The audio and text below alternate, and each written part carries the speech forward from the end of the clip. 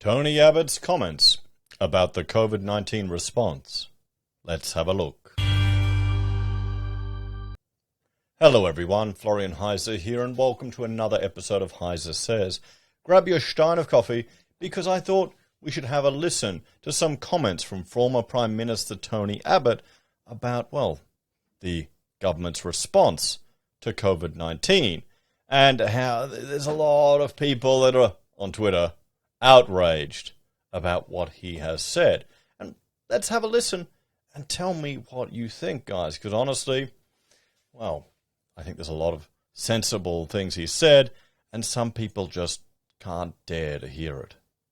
In this climate of fear, it was hard for governments to ask how much is a life worth, because every life is precious and every death is sad.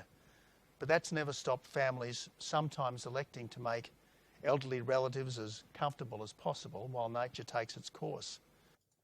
Now, that's reasonable. People have to make those decisions all the time.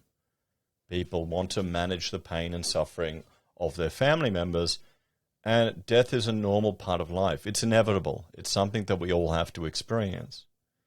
And it's something that we'll go through ourselves as well. Perhaps it's unusual. There's so many people now that are so afraid. Maybe we're being conditioned to fear death. And likewise, people anticipating serious long-term health problems sometimes elect not to be resuscitated. I know people that have personally elected for that, not to be resuscitated. Have you got a DNR? Have you thought about it? Sweden, the most notable exception. Governments have approached the pandemic like trauma doctors instead of thinking like health economists. That's a brilliant reflection there on it, isn't it? Trained to pose uncomfortable questions about a level of deaths we might have to live with.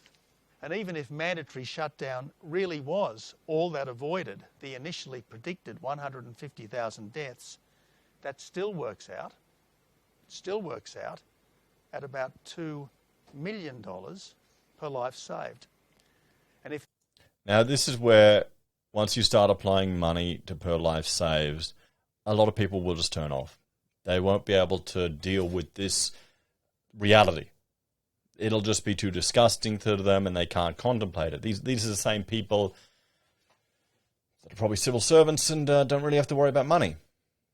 The average age of those who would have died is 80, even with roughly 10 years of expected life left, that's still $200,000 per quality life year, or substantially beyond what governments are usually prepared to pay for life-saving drugs. There are over... That's a very interesting point there too, isn't it? 450 Australian families who are grieving lost ones, who've lost their lives while being residents of aged care to COVID-19. Tony Abbot was never known for his compassion. Now here Albo is obviously trying to take political points. My father passed in a aged care home, not from COVID-19, before COVID-19 even existed, but of illness that he contracted. And, I mean, he was getting old too. This is a part of life. When you go into one of those homes, you don't come out. Isn't that understood to the wider community? I don't see anything at all shocking or outrageous with what Abbott said. It's reality. It's life. Have we just... Maybe it's because so many Australians now are godless or with no faith. But then even atheists, they should be prepared for death. They should realize, blissful sleep. You're gone. It's over. There's nothing there. What do you have to worry about? No taxes. But this is a new low. This is someone who was a member of the Morrison government and had the great privilege of being the Prime Minister of our country.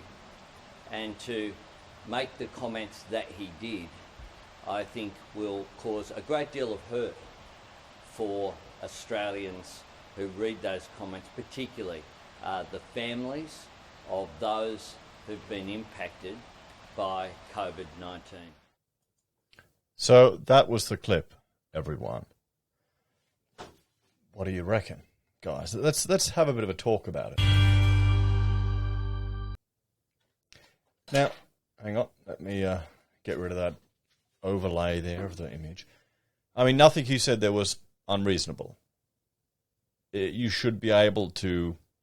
Have we moved beyond a point now where people are able to handle those conversations? Or that we're so concerned with 450 families that they may have to deal with the harsh realities that we can't even have this discussion? Or what's more disgusting? Albanese trying to turn this into a political point scoring, playing to his audience, or what Abbot has said? Think about it. There's going to be future generations will bear that debt. How many people that age, old 80-year-old people, would want the country to be stuffed up to that extent to keep them going for 10 years? Most of the people I know that age don't give a shit. It's all the boomers or the younger ones, the 50 to 60-year-olds. They're the ones that are freaking out about it. You're the ones they'll deal with it. What do you think, guys? Who's right here? Abbot or Anthony? I think it's disgusting that they've made it a political issue, and we need to talk about this. I think everything Abbot said was reasonable and sensible. Maybe we need more of that in politics, guys. What do you reckon? Get rid of ScoMo? Get Abbot back? Let me know your thoughts on that one in the comments down below. But anyway, guys, thanks for watching. And I want to make sure you have a look at this video I did on Realpolitik about a Green senator supporting what amounts to acts of terrorism.